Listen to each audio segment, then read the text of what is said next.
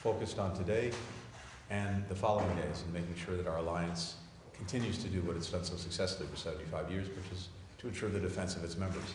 Thanks to the Secretary General and his leadership, we have an alliance that is stronger, that is larger, and that is more fit for purpose than it's been, and ready to take on the challenges of this moment.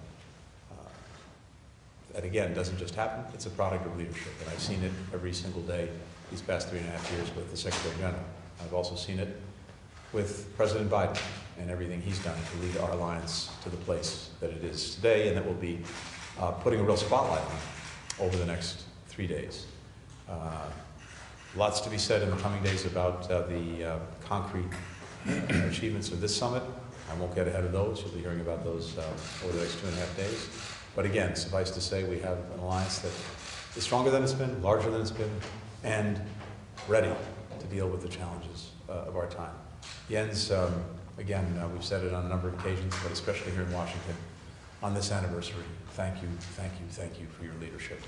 Finally, I would just say that one of the reasons it's so important that we celebrate this anniversary, as well as prepare the alliance for the way forward, is because of what this alliance actually means to the people of all the countries who are members of NATO.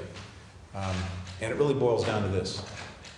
After the Second World War, and after 2 world wars, countries came together determined that we would not see yet another global conflagration.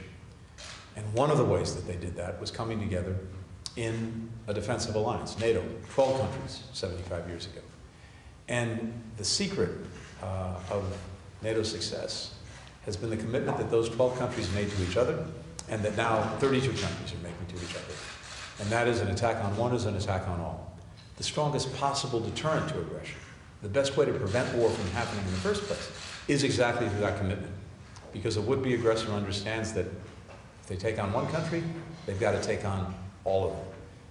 75 years later, NATO has been the most successful defensive alliance in the history of the world, but also why it remains the critical alliance going forward and why more countries have wanted to join. It's as fundamental, as basic as that. It's about preventing wars, it's about deterring conflict, it's about making our people more safe and secure so that they can go about doing everything that's necessary to build strong, resilient countries with opportunity, with progress that's shared among all their people. Yes.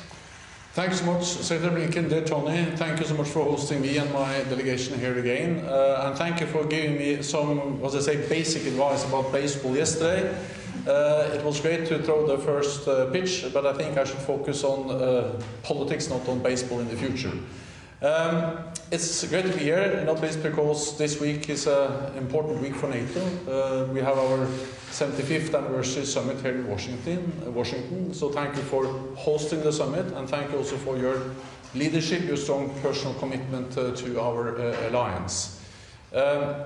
This summit will be a summit where we celebrate the most successful alliance in history, but we're also going to make important decisions for the future. On deterrence and defense, on Ukraine, on partnerships in the Asia-Pacific. And of course, none of this would have been possible without the leadership of the United States, of President Biden, of you, to ensure that we have now 32 allies agreeing on all these important decisions we will take during the summit here in Washington. We will make decisions on Ukraine, and I think what we have seen over the last days demonstrates the need to step up our support for Ukraine. We have seen new Russian missile attacks against cities, against child hospital. Many children, civilians have been killed, and it just demonstrates the brutality of Russia's war aggression against Ukraine and the importance of us supporting Ukraine in upholding the right for self-defense.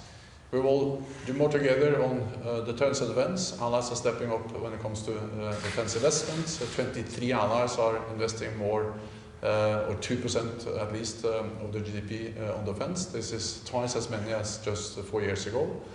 And then we'll further strengthen our partnership with the Asia-Pacific partners. So this is a busy week, and it's great to be in Washington, and great to see you again, Tony. Thank you. Thanks, everyone. You are not